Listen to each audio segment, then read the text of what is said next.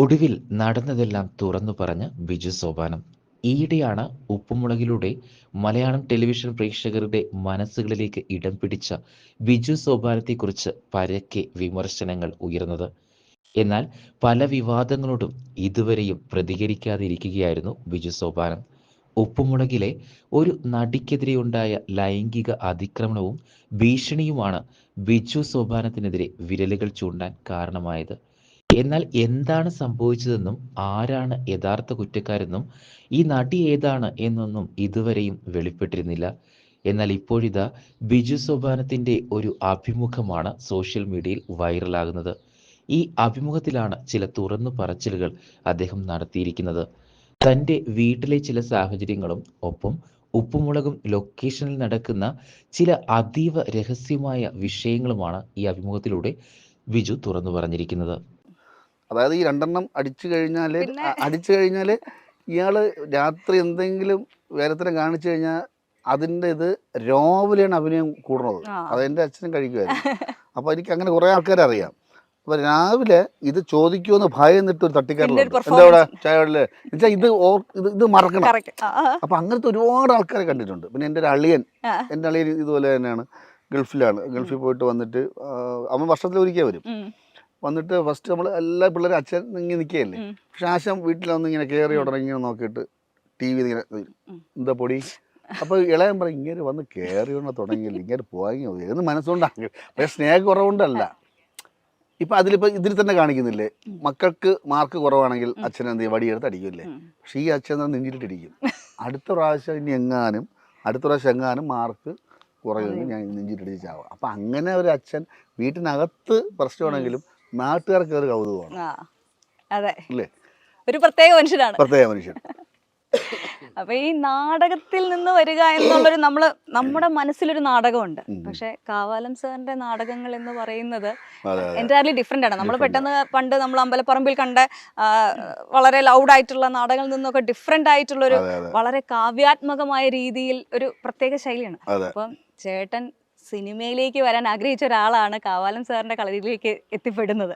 So ആ ഒരു ഭയങ്കര ഒരു ഡിഫറെന്റ് ആയിട്ടുള്ള ഒരു വേൾഡ് തന്നെ ആയിരുന്നില്ലേ അത് സിനിമയിൽ അഭിനയിക്കണം എന്നുള്ള ആഗ്രഹത്തോടു കൂടി ആരെ സമീപിക്കണം എന്നൊക്കെ ആലോചിച്ചിട്ടാണ് എൻ്റെ വീടിനടുത്തുള്ള നമ്മളെ അരുണൻ ചേട്ടൻ കാവല സാറിൻ്റെ അവിടെ വീണ വായിക്കുന്നത്. അവിടെ സംസ്കൃത നാടകങ്ങളെന്ന് അറിയാമല്ലോ. ഭാസൻ്റെയും കാളിദാസൻ്റെയും ബോധായനൻ ഭവഭൂതി അങ്ങനത്തെ ആൾക്കാരുടെ സംസ്കൃത നാടകങ്ങളാണ് കൂടുതൽ. പിന്നെ സാറിൻ്റെ നാടകം ഒന്നും എനിക്ക് ആദ്യം അറിയില്ലായിരുന്നു. എനിക്ക് അഭിനയിക്കണമെന്ന് താല്പര്യം ഉണ്ടായിരുന്നു. നെടുമുടി വേണുചേട്ടനെ പരിചയപ്പെടുക, ഇത്രയേ ഉള്ളൂ എൻ്റെ ആദ്യത്തെ ഇത്. അപ്പോൾ ഞാനത് അരുണചേട്ടൻ്റെ പറഞ്ഞു. അരുണചേട്ടൻ പോയിട്ട് വേണുചേട്ടനെ പറഞ്ഞു. കാരണം വേണുചേട്ടൻ്റെ അവിടെ വീട്ടിലും വീണ വായിക്കാൻ പഠിപ്പിക്കാൻ അരുണചേട്ടൻ പോകുന്നുണ്ട്. അപ്പോൾ വേണുചേട്ടൻ പറഞ്ഞത് എത്രയും ആഗ്രഹം കൊണ്ട് നടക്കണമെങ്കിൽ അവന് എന്തൊരു ബേസ് വേണം, വെറുതെ ചാൻസ് ചോദിച്ചു നടന്ന കാര്യമില്ല, പണിക്കർ സാറിനോടെ കൊണ്ടാക്കാൻ പറഞ്ഞു. അങ്ങനെയാണ് ഞാൻ പണിക്കർ സാറിനോടെ പോകുന്നത്. പിന്നെയാണ് അറിയത് നാട്യശാസ്ത്രാനുഷ്ഠിതമായ നാടകമാണെന്നും തൗര്യത്രിക നാടകം എന്ന് പറയുന്നത് ഗീതവാദ്യ നൃത്തങ്ങൾ കുറേ സംഭവങ്ങളുണ്ടെന്നും പിന്നെ ഇവരൊക്കെ അവിടെ ഉണ്ടായിരുന്ന ആൾക്കാർ ഭരതഗോപി ചേട്ടനും വേണുചേട്ടനും നമ്മളെ കോസ്റ്റ്യൂം ഡിസൈൻ ചെയ്യണതിന് അറിയുന്ന സാറാണ്. അയ്യോ, അത് വലിയ വലിയ കാര്യങ്ങളാണ്. മലയാള സിനിമയുടെ കൈതപ്രം സാറ് അവിടെ ഇങ്ങനെയല്ല. ഫാസിൽ സാറാണ് ആദ്യം തിരുവാഴിത്ത നാടകത്തിൽ ഫാസിൽ സാറും നെടുമുടി വേണുചേട്ടനായിരുന്നു. ഇതൊക്കെ അറിയണം അവിടെ ചെന്നതിന് ശേഷമാണ്. അപ്പം ഇത്രയും വലിയ സ്ഥലത്താണോ ചെന്ന് പെട്ടത് എന്ന് പറഞ്ഞിട്ട് ഇങ്ങനെ ഇപ്പം എല്ലാവർക്കും അവിടെ ബാക്ക്ഗ്രൗണ്ട് ഉണ്ട്. ശിവനാണെങ്കിൽ കൃഷ്ണൻകുട്ടി ആരാമോ ശിവൻ, പിന്നെ ചിലരുടെ അച്ഛൻ കഥകളിക്കാരനായിരിക്കാം, പെൺകുട്ടികളെല്ലാം മോഹിനിയാട്ടം ബേസ് ഉള്ളവരാണ്. അപ്പോൾ ഞാൻ മാത്രം ഒരു ബാക്ക്ഗ്രൗണ്ടൊന്നും ഇല്ലാത്ത എന്നാൽ നാടകത്തിന് പോകണമെന്ന് പറയുമ്പോൾ അപ്പം തന്നെ വടിയെടുക്കുന്ന വീട്ടുകാരുടെ ഇടയിൽ നിന്നാണ് ഞാൻ പോകുന്നത്. അപ്പോൾ അങ്ങനെ പോയ സമയത്ത് എനിക്ക് പിന്നെ സിനിമ അങ്ങ് മറന്നു. കാരണം പിന്നെ സിനിമ മറന്നു പറഞ്ഞു കഴിഞ്ഞാൽ അവിടെ ഒരു ചെറിയ വേഷം ചെയ്യുന്നത് തന്നെ വളരെ കഠിനാധ്വാനം ചെയ്യേണ്ടി വരും. അപ്പോൾ അതിലൂടെ ശ്രദ്ധിച്ച് പിന്നെ അവിടുത്തെ പ്രധാന വേഷങ്ങൾ ചെയ്തു തുടങ്ങിയപ്പോൾ സിനിമ എപ്പാടെ മറന്നു തന്നെ പറയാം. പിന്നെ സിനിമ വേറെ ലോകത്തേക്ക് പോയതാണ്. പിന്നെ ഇത് യാദൃശ്ചികമായിട്ട് വന്നതാണ്. ഇപ്പൊ ഈ നമ്മളെ ട്രിവാൻഡ്രത്തെ ഒരു ജനറൽ കൾച്ചർ, ഇപ്പൊ വീട്ടില് നാടകത്തിന് കാണാൻ പോയാൽ തന്നെ അടി കിട്ടും എന്നുള്ളൊരു സംഭവമാണ്. അപ്പൊ ഗവൺമെന്റ് ജോലി ഒരെണ്ണം ഒപ്പിക്കുക എന്നുള്ളതായിരിക്കുമല്ലോ വീട്ടിൽ നിന്നുള്ളത്. അപ്പൊ അതിൽ നിന്നും ഈ ഒരു നടനായി എത്തുക എന്നുള്ളതൊരു വലിയ ചലഞ്ചാണ്. നമ്മള് അച്ഛനമ്മമാര്, ബന്ധുക്കള്, നമ്മുടെ സമൂഹത്തിൽ അന്നൊക്കെ ഒരു അക്സെപ്റ്റൻസ് ഭയങ്കര പ്രശ്നം തന്നെയായിരുന്നില്ലേ? അപ്പൊ എങ്ങനെയായിരുന്നു ആ സമയം? ആ സമയം എന്ന് പറഞ്ഞു കഴിഞ്ഞാല് ഞാൻ 21 വയസ്സ് കഴിഞ്ഞപ്പോൾ ഞാൻ പണിക്കർ സാറിൻ്റെ അവിടെ പോയി.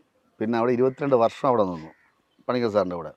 അപ്പോൾ ഈ കാലയളവിലൊക്കെ കൂടെയുള്ള ആൾക്കാർ ഗവൺമെൻറ് ജോലി, കല്യാണം, വീട് വയ്പ്പ്, ഞാൻ എല്ലാ കല്യാണത്തിനും പോവും, സദ്യ ഉണ്ണും, ഞാൻ തിരിച്ചു വരും. അപ്പോൾ കൂടെ ഉള്ളവർ തന്നെ വീട്ടുകാരെക്കാൾ കൂടുതൽ ഉപദേശിക്കണം, നിനക്കിത് പറ്റുമോ, സൈഡായിട്ട് എന്തെങ്കിലും നോക്ക്. കാരണം ഇത് വിജയത്തിലെത്താൻ വലിയ പാടാണ്. കാരണം ലക്ഷങ്ങൾ ഇറങ്ങി തിരിച്ചാൽ 1-2 പേരെ വിളിച്ചേക്കണം. അതും ഇത് ജീവിത മാർഗമായിട്ട് എടുക്കണമെങ്കിൽ വലിയ പാടാണ്. നമുക്ക് പറയാൻ പറ്റും നാളെ ഞാൻ ഒരു കാര്യം ചെയ്യാം, 2 പാട്ട് പാടി ഞാൻ കുറച്ച് പൈസ ഉണ്ടാക്കാം, അല്ലെങ്കിൽ അഭിനയിച്ച് പൈസ ഉണ്ടാക്കാമെന്ന് നമ്മളൊരിക്കലും പറയാൻ പറ്റില്ല. അപ്പം ഞാൻ എൻ്റെ ഉദ്ദേശം എന്ന് പറഞ്ഞു കഴിഞ്ഞാൽ എനിക്കൊന്നും വേണ്ട, വീടും വേണ്ട, ഭാര്യയും വേണ്ട, നല്ല വസ്ത്രങ്ങളും വേണ്ട, നല്ല വാഹനങ്ങളും വേണ്ട, എനിക്ക് അഭിനയിച്ചാൽ മതി. ആ ഒറ്റ ഇതിലാണ് ഞാൻ കാവല സാറിൻ്റെ അവിടെ.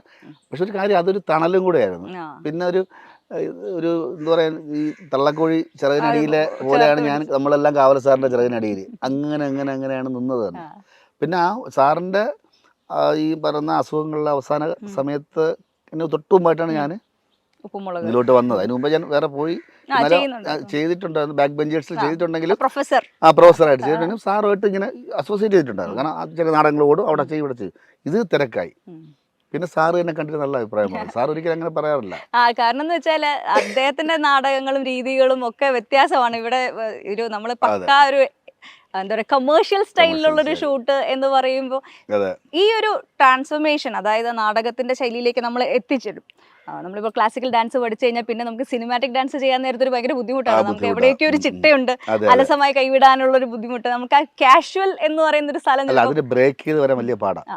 നമ്മൾ ചിട്ടയായ ചില നാടക രീതികളൊക്കെ ചെയ്തിട്ട് അതിനെ ബ്രേക്ക് ചെയ്തിട്ട് ഒരു സാറിന് ഈസി മട്ടിൽ അഭിനയിക്കുക എന്ന് പറഞ്ഞാൽ സാധാരണ ഇത് നാടകത്തിൽ നിന്ന് പോകാത്ത ആൾക്കാർക്ക് എളുപ്പമായിരിക്കും. പക്ഷേ ഞാൻ ഇത്രയും വർഷം അത് തന്നെ ശീലിച്ച് കണ്ണെടുക്കുക, നോക്കണമെങ്കിൽ തിരിച്ചു നോക്കുക, നിൽക്കുക എന്ന് പറയുക. അപ്പോൾ ആ കൈയുടെ മുദ്രകൾ, കാരണങ്ങളൊക്കെ നമ്മൾ നാടകത്തിൽ വന്ന ഒരാൾ പെട്ടെന്ന് ഇട എന്ന് പറയണമെങ്കിൽ അത് നമ്മുടെ മനസ്സുകൊണ്ട് കഠിനാധ്വാനം, അതാണ് ഞാൻ പറഞ്ഞത്, കഠിനാധ്വാനം അത് ഭയങ്കരമായിട്ട് വേണ്ടി വരും. ഇല്ലെങ്കിൽ നമുക്ക് അതാണ് ഈ നാടകം എത്ര ടാലൻ്റ് ആയിട്ടുള്ള നാടകക്കാരുണ്ട് അല്ല, ഒരുപാട് നമ്മൾ അതിശയിച്ചു അവിടെ അഭിനയം കഴിഞ്ഞു. പക്ഷെ അതിൽ ഇതിലോട്ട് വരുമ്പോൾ ഉള്ള അവരുടെ ഈ ഒരു അത് എൻ്റെ അടുത്ത് നമ്മളെ വേണിച്ചേട്ടനൊക്കെ പറയണം, അത് റെഗുലേറ്റർ പോലെയാണ്. അത് നമ്മൾ എവിടെയാണ് അത് ചെയ്യേണ്ടതെന്ന് നമ്മളത് അനുസരിക്കണം. വേണിച്ചേട്ടൻ പറഞ്ഞാൽ ഗോപിച്ചേട്ടനും ഗോപിച്ചേട്ടനും നമുക്ക് പറഞ്ഞു തരുമായിരുന്നു. പക്ഷെ അവരൊന്നും സിനിമയിൽ നീ പോകുമെന്ന് പറഞ്ഞിട്ടില്ല. കാരണം അവർക്ക് സിനിമയിൽ നിനക്ക് അവസരം കിട്ടുമ്പോൾ പോയിക്കോ. അപ്പൊ ആ സിനിമയ്ക്ക് വേണ്ടി നാടകം ചെയ്ത് ചവിട്ടുപടിയായിട്ട് നാടകം ചെയ്യരുത്. നാടകം നമ്മുടെ ഒരു ഇതായിട്ട് അങ്ങനെ നിൽക്കുക എന്ന് പറയുന്നത്. ഇപ്പോൾ നമ്മൾ ഉപ്പുമുളകിൻ്റെ ഏറ്റവും വലിയ കമൻസ് എടുത്ത് നോക്കിക്കഴിഞ്ഞാൽ ഞാൻ കാണുന്നൊരു കമൻ്റ് എന്ന് പറയുന്നത് മലയാള സിനിമ ആവശ്യത്തിന് ഉപയോഗിക്കാത്ത നടൻ എന്നാണ്. അതായത് ചേട്ടൻ ഈ സിനിമയിൽ കാണണം എന്ന് ആഗ്രഹമുണ്ട്, പക്ഷേ ഒരു എപ്പിസോഡിലെങ്ങാനും ബാലുചേട്ടൻ ഇല്ലാണ്ട് ഇരുന്ന് കഴിഞ്ഞാൽ ഇതേ പ്രേക്ഷകരെ ബാലുചേട്ടൻ ഇല്ലാതെ ഭയങ്കര ഒരു പ്രശ്നമല്ല. ഇഷ്ടക്കൂടുതലുണ്ടായിരിക്കും, അല്ലെങ്കിൽ കാണാതുള്ള സിനിമ അങ്ങനെ ഈ പറയുന്ന വാരി വലിച്ചൊന്നും സിനിമ ചെയ്യുന്നില്ല. ഇടയ്ക്കിടയ്ക്ക് വരുന്നുണ്ട് സിനിമകൾ വരുന്നു, അത് ചെയ്യുന്നുണ്ട്. ബാലു എന്ന ക്യാരക്ടർ ഹിറ്റായി കഴിഞ്ഞപ്പോൾ നമുക്ക് എന്താ ഭാഗ്യം, ആദ്യത്തെ സീരിയല് തന്നെ ഫസ്റ്റ് ചെയ്തു, ഹിറ്റ് വേഷം. പക്ഷെ അതിന്റെ പുറകിലുണ്ടായിരുന്ന ഒരു കുറെ കാലത്തെ ഒരു സ്ട്രഗിള് എനിക്ക് ഈ ബാക്ക് ബെഞ്ചേഴ്സ് പലർക്കും എനിക്ക് കണ്ട ഓർമ്മയുണ്ട്. നമ്മൾ അമൃത ടിവിയിലെ സിറ്റ്കോം കണ്ട ഓർമ്മയുണ്ട്. അപ്പൊ ആ ഒരു സിറ്റ്കോമിലേക്ക് എത്തുന്നത്, അതായത് നമ്മൾ കാണുന്ന യൂഷ്വൽ ഫിക്ഷൻ എന്ന് പറയുന്നത് മെഗാ സീരിയൽ അതാണ്. പക്ഷെ സിറ്റ്കോം ഇസ് എൻറ്റയർലി ഡിഫറെന്റ്. കാരണം ഇതിന് നമുക്ക് എന്തൊക്കെ അറിയാമോ, അതായത് നമുക്ക് എന്തൊക്കെ പരീക്ഷണങ്ങൾ വേണോ എല്ലാം നമുക്ക് ഇവിടെ ഉപയോഗിക്കാൻ പറ്റും. ഇപ്പം എനിക്കൊരു പോലീസുകാരനാണെങ്കിൽ ഇപ്പം എനിക്ക് തന്നെ എൻ്റെ കണ്ടന്റ് ഞാൻ ഇവിടെ നാളെ പോലീസുകാർ ഇങ്ങനൊരു കഥയുണ്ട്, ഇവിടെ കഥ എഴുതും. എനിക്ക് ഡോക്ടറാണെങ്കിൽ ഡോക്ടർ, മെക്കാനിക്കാണെങ്കിൽ മെക്കാനിക്, ഡാൻസുകാരനാണെങ്കിലും പാചകക്കാരനാണെങ്കിലും ജ്യോതിഷക്കാരനായിരുന്നെങ്കിലും എന്ത് വന്നാലും നമുക്ക് ചെയ്യാൻ പറ്റും. പിന്നെ നമ്മുടെ അറിഞ്ഞ് നമ്മുടെ കാര്യങ്ങൾ പറയാൻ പറ്റും. സീരിയലാകുമ്പോൾ അവർ ചെയ്യുന്ന ചിട്ടപ്പടിയായിട്ടുള്ള കാര്യങ്ങളെല്ലാം ചെയ്യാൻ പറ്റും. ഇവിടെ അങ്ങനെയല്ല, ഇവിടെ എല്ലാ സ്വാതന്ത്ര്യവും. ഈ ഒരു നമ്മളെ ഭയങ്കര ഒരു ഫ്രീഡം ഉണ്ടല്ലോ, നമ്മളത് ഇംപ്രവൈസ് ചെയ്തിട്ടാണ് സ്ക്രിപ്റ്റ് ചെയ്യുന്നത്. സ്ക്രിപ്റ്റ് വായിക്കുന്നുവെങ്കിലും നമ്മൾ ചെയ്യുന്ന സമയത്ത് ഭയങ്കരമായിട്ട് ഇംപ്രവൈസ് ചെയ്ത് തിരുത്താൻ പറ്റും. പക്ഷേ ഈ സാധാരണ സീരിയലിൽ അങ്ങനെ അല്ലെങ്കിൽ സിനിമയിലേക്ക് പോകുന്ന സമയത്ത് ചിട്ടയിൽ ഡയലോഗ് അങ്ങനെ തന്നെ പറയേണ്ടി വരും, ബുദ്ധിമുട്ടുണ്ടാവാറുണ്ട്. ഞാനങ്ങനെ പോയിട്ടില്ല സീരിയൽ, ഒന്ന് ചെയ്തിട്ടില്ല. രാധാമാധവ സീരിയൽ അത് ഈ വീട്ടിൽ വെച്ചായിരുന്നു. എൻ്റെ വൈഫായിട്ട് അഭിനയിച്ചത് വിദ്യുജ മേനോനായിരുന്നു. പക്ഷെ അത് പുറത്തിറങ്ങിയിട്ടില്ല. അത് മണി ഷൊണൂണായിരുന്നു എൻ്റെ. അപ്പം എനിക്ക് അന്നത് ചെയ്തെങ്കിലും എനിക്ക് അതിനോട്, കാരണം നമ്മളിപ്പം സംസാരിക്കണമെങ്കിൽ സീരിയലാകുമ്പോൾ ഞാൻ ഇങ്ങനെ സംസാരിക്കേണ്ടി വരും. ക്യാമറ നോക്കി ഇവിടെ ആൾ നിൽക്കും, ഇയാളോട് പറയേണ്ടത് അത് ആ ഒരു രീതിയാണ്. അത് മോശം ലൈഫ് നമുക്ക് പറയാൻ പറ്റില്ല, കാരണം അത് കേട്ട് പറയല്ലേ. ആരും സീരിയൽ ആരും അവർക്ക് ഒരു ദിവസം ഇത്ര എപ്പിസോഡ് അടിച്ച് തീർക്കണമെന്നുണ്ട്. അപ്പം പിന്നെ എല്ലാം കാണാൻ പഠിച്ച് പറയിക്കാനുള്ള സമയമൊന്നും അവർ തരില്ല. അപ്പം നമ്മൾ കേട്ട് പറയുമ്പോൾ എന്തായിരുന്നാലും അത് ഒരു പ്രോസസ്സ് വേറെ. എന്നാലും അതിലും ചെയ്യുന്ന മിടുക്കന്മാരുണ്ട്. പക്ഷെ നമുക്കെന്താ അത് സൂട്ടാവില്ല, അവിടെ ചെന്നാൽ പരാജയമായിരിക്കും. ഒരു ഭയങ്കര ഒരു അടുക്കി നമ്മളൊരു കെട്ടി ഇട്ടിട്ട് ചെയ്യുന്ന പോലത്തെ ഒരു ഫീൽ ആയിരിക്കും അല്ലേ. ഇപ്പൊ നമ്മൾ ഇവിടെ കാണുമ്പോ എന്ന് വെച്ചാല് ശരിക്കും ആ ഒരു ഫ്രീഡം നമ്മൾ കണ്ട് ശീലിച്ചിട്ടില്ല. നമ്മൾ കണ്ടിരിക്കുന്ന ആർട്ടിസ്റ്റുകൾ അവിടെ അനങ്ങാണ്ട് നിന്ന് ഡയലോഗ് പറയുന്നു, കുറച്ചു നേരം നിന്ന് റിയാക്ഷൻ കൊടുക്കുന്നു, മൊത്തത്തിൽ ബാക്ക്ഗ്രൗണ്ട് മ്യൂസിക്കിന്റെ ഇഫക്റ്റിൽ നമ്മൾ ഇമോഷൻസ് മനസ്സിലാക്കും. പക്ഷെ അതങ്ങനെയൊന്നുമില്ല, ഇങ്ങനെ അങ്ങോട്ട് കിടക്കുന്നു ഇങ്ങോട്ട് കിടക്കുന്നു. അപ്പോൾ ഈ ഒരു ഷൂട്ടിംഗ് പ്രോസസ്സ് എങ്ങനെയാണ്? കാരണം നമ്മുടെ പ്രേക്ഷകർക്ക് പലർക്കും ഇത് അറിയില്ല. അവർ നോക്കുമ്പോൾ അതൊരു വീട് മൊത്തം ഇങ്ങനെ നടക്കുന്നു, ഈ വീടിനകത്തുള്ള കഥാപാത്രങ്ങളെയും കംപ്ലീറ്റ് ബന്ധങ്ങളെയും എല്ലാവർക്കും അറിയാം. അത് ഇതിന്റെ ഈ ഷൂട്ടിംഗ് പ്രോസസ്സ് കാരണമാണ് എന്നാണ് എനിക്ക് തോന്നിയിട്ടുള്ളത്. അപ്പൊ അതിനെ പറ്റി ഒന്ന് പറഞ്ഞുതരാമോ? ഷൂട്ട് ഞാൻ നേരത്തെ പറഞ്ഞ പോലെ പഠിച്ചു മറന്ന് ചെയ്യുക എന്നുള്ളൊരു സംഭവമാണ് ചെയ്യുന്നത് തന്നെ. ഇപ്പോൾ നമ്മുടെ ഒരു സംഭവം കൺവേ ചെയ്യാൻ വേണ്ടി നമ്മളെന്ത് ഭാഷ ഉപയോഗിക്കും അല്ലേ? അത് ഹിന്ദി ആയിക്കോട്ടെ, അപ്പം കാര്യം അറിഞ്ഞിരുന്നാൽ നമുക്ക് ഏത് ഭാഷയും നമുക്ക് മനസ്സിലാവും. അപ്പം ഇവിടെ ഭാഷയ്ക്ക് വലിയ ഇമ്പോർട്ടൻസ് ഇല്ല. നമുക്ക് കാര്യം അവതരിപ്പിക്കുക എന്നുള്ളതാണ്. അപ്പോൾ നമ്മൾ എന്താണ് അവതരിപ്പിക്കേണ്ടത്, ദേഷ്യം വന്നു കഴിഞ്ഞാൽ ദേഷ്യം, അതിന് ചിട്ടയായി നേരത്തെ പറഞ്ഞ പോലെ അതിർ വരമ്പുകളോ പിടിച്ചു നിർത്തിയോ, പിന്നെ ഈ ടെക്നിക്കൽ പരമായിട്ടുള്ള സംഭവങ്ങൾ അധികം അതിൽ കടന്നു കയറുന്നില്ല എന്നുള്ളതാണ്. ഇപ്പം നമ്മൾ ഒരു കാര്യം പറയട്ടെ, ക്യാമറയ്ക്ക് വേണ്ടി അവരുടെ ആയിട്ടല്ല, നമുക്ക് വേണ്ടി ക്യാമറ. നമ്മൾ എവിടെ പോയാലും അവിടെ ക്യാമറ ഉണ്ട്. അല്ല ക്യാമറയ്ക്ക് ഒരു ചിട്ടവട്ടം വെച്ചിട്ട് ചെയ്യുമ്പോൾ ഉള്ള അതിലല്ല ഇത്. പക്ഷെ ഈ ഒരു സാധനം വേറെ ഒരിടത്ത് ഉപയോഗിക്കാൻ പറ്റില്ല. മറ്റേ സിനിമയിൽ പറയുന്ന അതേ ഡയലോഗ് ഉണ്ട്, വെള്ളത്തിൽ കൂടെ ചാടട്ടെ എന്നുള്ളതാണ്. അല്ല, അപ്പോൾ ഇതിപ്പോൾ സിനിമയിൽ ആപ്ലിക്കബിൾ അല്ല, സീരിയലിൽ ചെയ്യാൻ പറ്റില്ല. കാരണം അതിൻ്റെ രീതികളുണ്ട്. ഇപ്പം സംവിധായകൻ്റെ കലയാണ് സിനിമയാണെങ്കിൽ, ഇതിപ്പോൾ സംവിധായകൻ്റെ കലയാണ് മൊത്തത്തിൽ പറയാൻ പറ്റില്ല. എല്ലാവരും കൂടി ചേർന്നുള്ള സംഭവമാണ്. ആരും ഇതിൽ പ്രധാന കണ്ണിയാൻറ്റി ഞാൻ മാത്രമല്ല ഇവിടെ. പാറക്കുട്ടി ഇപ്പം ഇന്നലെ വന്ന് ഇപ്പം പൂച്ചക്കുട്ടി വരെല്ലാം ഒന്നാണ്. ഡയറക്ടർ ഒന്നാണ്, സ്ക്രിപ്റ്റ് റൈറ്റർ ഒന്നാണ്, എല്ലാവരും ക്യാമറമാന് എല്ലാവരും ഒന്നിച്ച് നിന്നാൽ മാത്രമേ ഈ സംഭവം നടക്കത്തുള്ളൂ. ശരിക്കും ഈ പിള്ളേരൊക്കെ ഉണ്ടല്ലോ, നമ്മളിങ്ങനെ എന്താ പറയുക, പിള്ളേരൊക്കെ വളർന്നു വരുന്നത് അങ്ങ് കാണുമായിരുന്നു. ശരിക്കും നമ്മുടെ ഫാമിലിയിലെ മക്കളൊക്കെ വളർന്നു വരുന്ന പോലെ കേശുവും ശിവാനിയും ലച്ചും ഒക്കെ വളരുക. ഇപ്പം ആ ഒരു ഭയങ്കര അടുപ്പമുണ്ടല്ലോ. ഇപ്പം നിങ്ങൾ ഇത്രയും വർഷമായിട്ട് ഒരുമിച്ച് ചെയ്യുകയാണ് ഒരു ഫാമിലി ആയിട്ട്. ആ ബോണ്ടിങ്, വർക്ക് എന്നുള്ളത് മാറി, വർക്കിന്റെ ഒരു സ്റ്റേജ് കഴിഞ്ഞല്ലോ. കറക്റ്റ് അറിഞ്ഞത് കൊറോണ സമയത്തായിരുന്നു. നമ്മൾ അല്ലെങ്കിൽ പിന്നെ ഞാൻ പോയിട്ട് ഒരു 4 ദിവസം 5 ദിവസം കഴിയുമ്പോൾ തിരിച്ചു വരും. വീട്ടിൽ 6 വർഷം നിൽക്കാറുള്ളൂ, ഏറ്റവും കൂടുതൽ നിൽക്കാറുള്ളൂ 5 ദിവസം 6 ദിവസം. അപ്പം പിന്നെ അത്രയും ഇതൊന്നുമില്ല. പക്ഷേ ഈ കൊറോണ സമയത്ത് എല്ലാവർക്കും ഭയങ്കരമായിട്ട് മിസ് ചെയ്തു.